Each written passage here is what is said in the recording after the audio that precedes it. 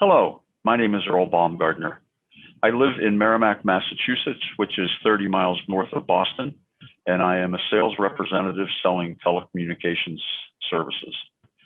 I was diagnosed with vascular Ehlers-Danlos syndrome in 2016 at the age of 63. It's by the grace of God and the miracle of modern medicine that I'm able to be here today. When I first learned of the Ehlers-Danlos Society 5 years ago, I asked why the symbol is a zebra. I was told that medical students have been taught for decades that when you hear hoofbeats behind you, don't expect to see a zebra, but sometimes when you hear hoofbeats, it really is a zebra. I often reflect on that statement and wonder if in 1996 my doctors had heard a zebra, if my life and medical experiences would have been any different. I say 1996 because on Christmas Eve that year, I experienced a ruptured abdominal aortic aneurysm, also known as a AAA. Some of you might be surprised that I'm still here when you learn the mortality rate for a ruptured AAA in 1996 was 90%. Back then, the only option for repair was open surgery, and after a 6-hour surgery, 2 weeks in the hospital, and 3 months recuperating at home, I was able to return to a somewhat normal life. I say somewhat because I knew I had just experienced a miracle and felt that my life was on bonus time. My doctors asked a lot of questions to try to determine the cause of the AAA, but all questions were looking for physical causes, accidents that I might have been in, fights that I might have had when I was a child. They did consider Marfan syndrome, but there was no physical evidence to support that. Perhaps if they had heard a zebra. As a result of this experience, I began having annual CT scans, checking on the surgical repair of my aorta and looking for new aneurysms. Over the next 15 years, I had 3 additional aortic aneurysms with 3 additional open surgeries. In 2015, I was diagnosed with yet another aortic aneurysm. However, the location of this aneurysm and scar tissue from previous surgeries made another open surgery very challenging. I was referred to a vascular surgeon who was conducting a clinical trial with fenestrated stents that are custom made for each patient. I was approved to participate in the trial, and the order for the custom stents was submitted. 8 weeks later, the stents arrived and the surgery was scheduled. The 8 stents were inserted endovascularly, and now my entire abdominal aorta was all stent. Now that the plumbing on the first floor had been completely replaced, it put pressure on the second floor plumbing. And 5 weeks after the endovascular surgery, I had a dissection of my thoracic aorta. Finally, after 20 years, the hoofbeats were heard as zebras, and my vascular surgeon connected me with a geneticist. A review of my medical history and extensive genetic testing resulted in a diagnosis of vEDS. The geneticist was quite surprised by the results, especially given my age.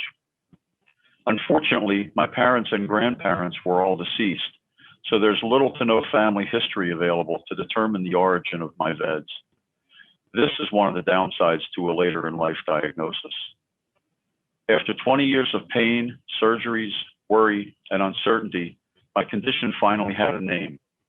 A thorough explanation of vEDS by my geneticist and a referral to the Ehlers-Danlos Society set me on a quest to better understand this disease and to understand why it took 20 years for the medical community to recognize that my vEDS was more than just a series of bad breaks. The thoracic aorta dissection eventually needed repair, and yet another endovascular stent was added to the plumbing.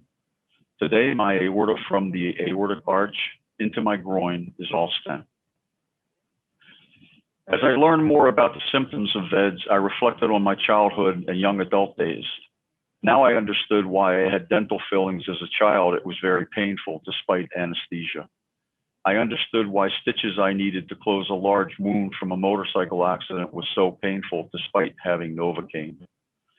I understood why I had varicose veins in my legs in my early 20s. I understood why I bruised so easily.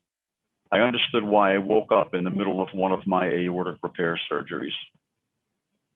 I also learned that I had a new worry. I learned that vEDS is autosomal dominant, which meant our daughter had a 50-50 chance of having vEDS. Given that she was 18 years old, the decision to be tested was hers. When she needed oral surgery, she and my wife had a conversation with the surgeon regarding anesthesia and the fact that she may need more than usual since she may have vEDS.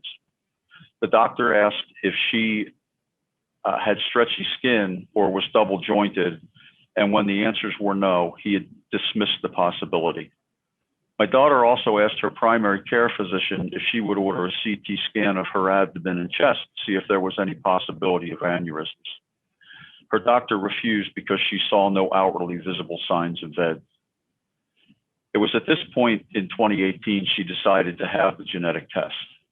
I think the 4 weeks it took to get the results were the longest 4 weeks of my life. Fortunately, the test results were negative. Over the past 5 years, I've learned much more about vEDS in specific and EDS in general. I'm continually surprised how little the medical community understands EDS.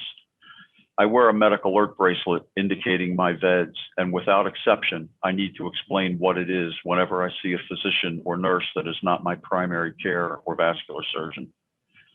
My involvement with the Ehlers-Danlos Society has shown me how truly fortunate I am. It's also shown me how courageous my fellow zebras are. I often feel like a fraud when interacting with others with EDS, as they are dealing with daily debilitating pain and ongoing misdiagnoses. I count each day as a blessing. I thank God every day for my life, my wife, my daughter, and their support throughout my ordeal. I do wonder every day if today will be the day that vEDS wins, but I quickly put that thought out of my mind and remind myself that I've been on bonus time since 1996, and I live each day to the fullest. I urge everyone to continue the research you are doing and the advocacy and outreach to help educate the medical community and population in general, so that the day will come when all medical professionals will know about vEDS and EDS. Thank you for listening, and thank you, Ehlers-Danlos Society, for all you do.